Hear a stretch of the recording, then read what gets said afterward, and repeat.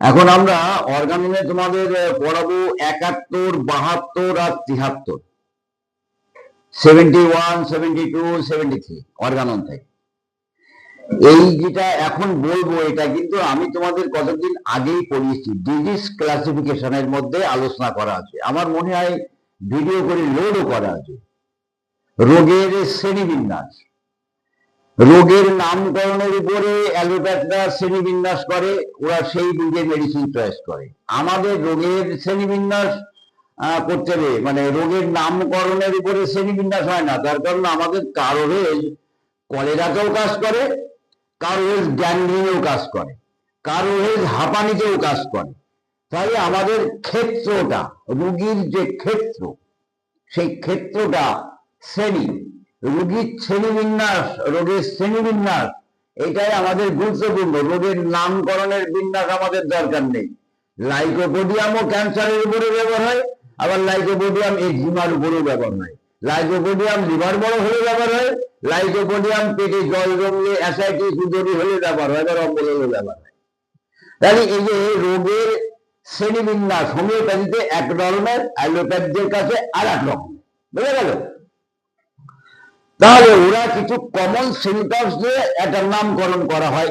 Scroll nephritis, scroll sciatica ব্যথা, scroll gastritis, meningitis, সালফেনজাইটিস, ওমেরাইটিস, নানান ধরনের রোগের নামকরণ হয় সেই অর্গান বেসিক কতগুলি লক্ষণ নিয়ে। আমাদের কিন্তু ওটা খুব গুরুত্বপূর্ণের মধ্যে নয়। প্যাথোলজিক্যাল রিপোর্ট কিন্তু আমাদের ওষুধ নির্বাচন করতে সাহায্য করে না। ঔষধ বিষয়ে, রোগ বিষয়ে জ্ঞান তোমাদের আমি বলেছিলাম, কি বলেছিলাম? একটা ইংলিশ পজিশন, আর একটা বলেছিলাম সার্জিক্যাল, অ্যাক্সিডেন্টাল কেসে সার্জিক্যাল, আর একটা আছে ডাইনামাইট ডিজিজ। এই ডাইনামাইট ডিজিজটাকে দুভাগে ভাগ করেছিলাম। কি করেছিলাম? একটা অ্যাকিউট ডিজিজ, একটা ক্রনিক ডিজিজ। অ্যাকিউট ডিজিজটাকে তিন ভাগে ভাগ করেছিলাম, ভাগ করে দেখালাম একটা ইন্ডিভিজুয়াল অ্যাকিউট ডিজিজ, একটা স্পোরাডিক্যাল অ্যাকিউট ডিজিজ, একটা এপিডেমিক অ্যাকিউট ডিজিজ। তাই অ্যাকিউট ডিজিজের ফান্ডামেন্টাল কজ কি জানা আমাদের দরকার। অ্যাকিউট ডিজিজের ম্যানেজমেন্ট কি হবে আমরা জানতে পারবো। অ্যাকিউট ডিজিজ কতদিন থাকে, রোগীর কাছে কি অসুবিধা হয় জানতে পারবো। অ্যাকিউট ডিজিজের সংজ্ঞা কি জানতে পারবো, এবং সেগুলি আমি তোমাদের বলেছিলাম। তাহলে ইন্ডিভিজুয়াল যে ডিজিজগুলি হয় আমাদের 71 নম্বরে বলা আছে। আমাদের খাদ্য খাবার খাওয়া, চলা ফেরা, ঠান্ডা লাগানো, পরিশ্রম করা, ব্যক্তি বিশেষ যে উত্তেজক কারণগুলির সংস্পর্শে আমাদের কিছু শরীর খারাপ হলো, এখন আমার জ্বর, জ্বরের পেছনে একটা উত্তেজক কারণ আছে। প্রচন্ড পরিশ্রম, রাত জাগা, পেট গরম হওয়া, ঘাম চাপা পড়া, এরকম কোনো এক্সাইটিং কজ থাকতে পারে, জ্বর হলো। Individual, individual acute disease. এই ইন্ডিভিজুয়াল অ্যাকিউট ডিজিজ একটা থাকলো, আর একটা এবার হবে স্পোরাডিক্যাল অ্যাকিউট ডিজিজ। যেমন আমি তোমাদের মাম্পস পড়ানোর সময় বলেছিলাম যে মাম্পস হচ্ছে স্পোরাডিক্যাল অ্যাকিউট ডিজিজ। বিক্ষিপ্তভাবে দূর দূর অঞ্চলে দু একজন করে আক্রান্ত হয় কোন একটা সিজনে। এবং অ্যাকিউট ডিজিজের সংজ্ঞা কি? এই যে দুটো, এই দুটো অ্যাকিউট ডিজিজের সংজ্ঞা কি? ইন্ডিভিজুয়াল অ্যাকিউট ডিজিজের সংজ্ঞাও কিন্তু যদি রোগী ম্যানেজমেন্ট খুব সুন্দর করে করে, সাথে কিছু ওষুধ পড়ে, নির্দিষ্ট সময়ের মধ্যে সুস্থ হয়ে যায়। আর স্পোরাডিক্যাল অ্যাকিউট ডিজিজ বা এপিডেমিক অ্যাকিউট ডিজিজ, মনে করো কারোর পক্স হলো, অ্যালোপ্যাথি খাওয়ালো 12 দিন, কবিরাজি খাওয়ালো 12 দিন, মা শীতলার জলপড়া খাওয়ালো 12 দিন, কিছু না খাওয়ালো 12 দিন। বুঝলেন? যে রোগ হঠাৎ আক্রমণ করে এবং দ্রুত গতিতে বৃদ্ধি হয়, রোগীকে প্রচন্ড কষ্ট দেয়, বিনা ওষুধে রেখে দিলে নির্দিষ্ট দিনের মধ্যে রোগী ভালো হয়ে যায় অথবা মারা যায়। এই সংজ্ঞার মধ্যে যে রোগগুলি আসবে সেগুলি অ্যাকিউট ডিজিজ। এই অ্যাকিউট ডিজিজটা আমরা স্পোরাডিক্যাল দেখি। স্পোরাডিক্যালের কারণ হচ্ছে যখন জল বাতাস দূষণ হয়, এক জায়গায় প্রচুর লোক বাস করে, যুদ্ধক্ষেত্র, প্লাবন, দুর্ভিক্ষ, এই সমস্ত কারণ থেকে আমাদের যখন এক কথায় প্রকৃতি দূষণ হয়, তখন আমাদের মধ্যে যার যেমন সাসেপ্টিবিলিটি আছে সে তেমন আক্রান্ত হয়। ভাইয়ের পক্স হলো, মায়ের হলো না, গায়ে গা ঠেকলো, হলো না, কারণ মার মধ্যে সেই পক্স আক্রান্ত হওয়ার প্রবণতা নেই, তাই এই ব্যাকটেরিয়া ওখানে কাজ করেনি।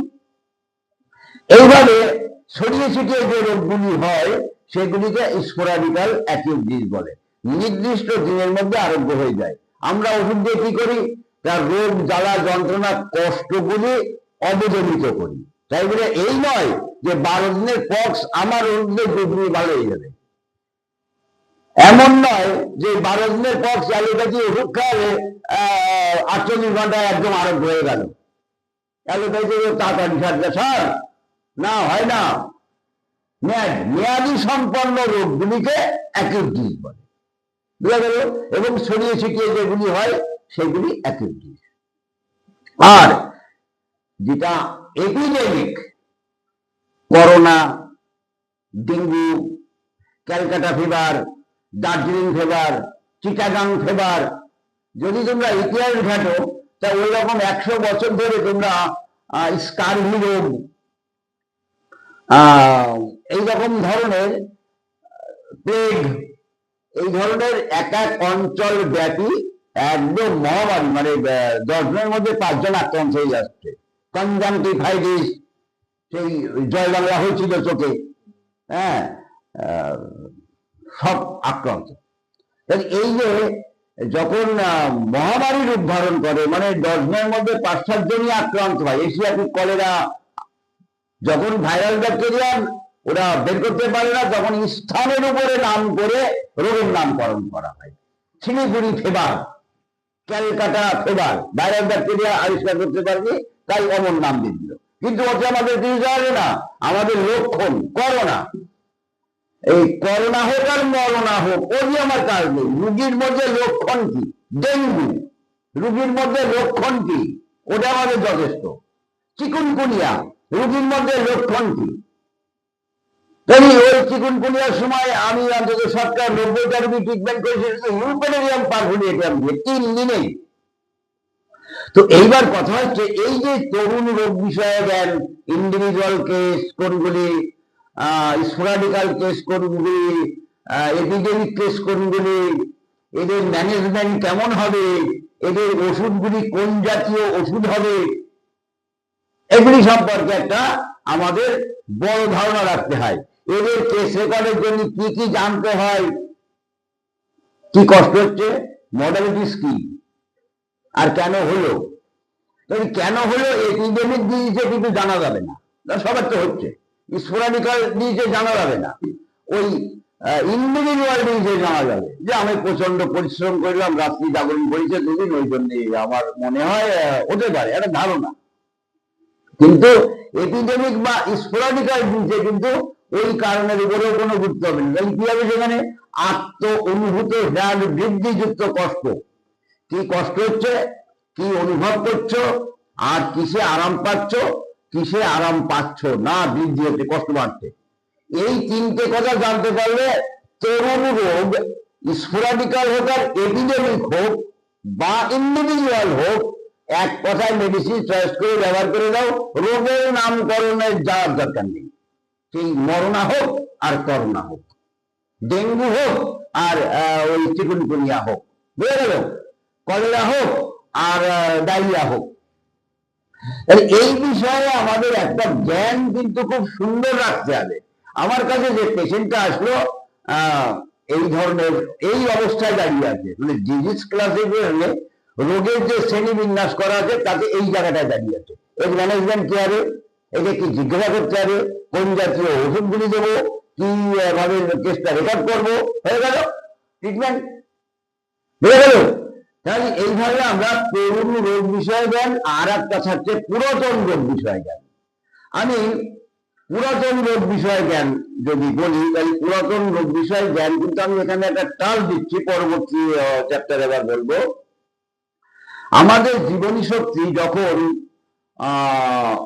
রোগ উৎপাদক শক্তি অর্থাৎ মাইজাম দ্বারা আক্রান্ত হয়, রোগ বীজ, রোগ প্রসবকারিণী শক্তি মাইজাম, এই মাইজাম দ্বারা যখন আমরা আক্রান্ত হই, সে প্রাপ্ত হোক আর অর্জিত হোক, বংশ পরস্পর আমরা পাই, আর নিজেরাও মাইজামকে অনেক সময় সংগ্রহ করি, তবে সংগ্রহ করি সাইকোসিডিক, আর সোরাটা আমাদের পূর্বপুরুষ থেকে আমাদের মধ্যে আছেই।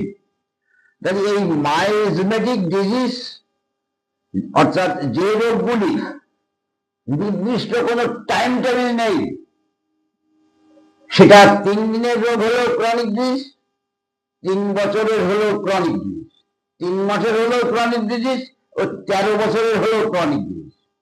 তাহলে ক্রনিক ডিজিজের ট্রিটমেন্ট করতে হবে, তার মূল কারণ কি, অ্যান্টিমাইজমেটিক মেডিসিন কেমন ভাবে লক্ষণ ধরে দেব, বুঝে গেল? এইভাবে আমাদের মাইজমেটিক ডিজিজ একটা থাকছে। যদিও মাইজাম নিয়ে আমি 83-80 পরে আলোচনা আছে, সেগুলি আমি তোমাদের করব।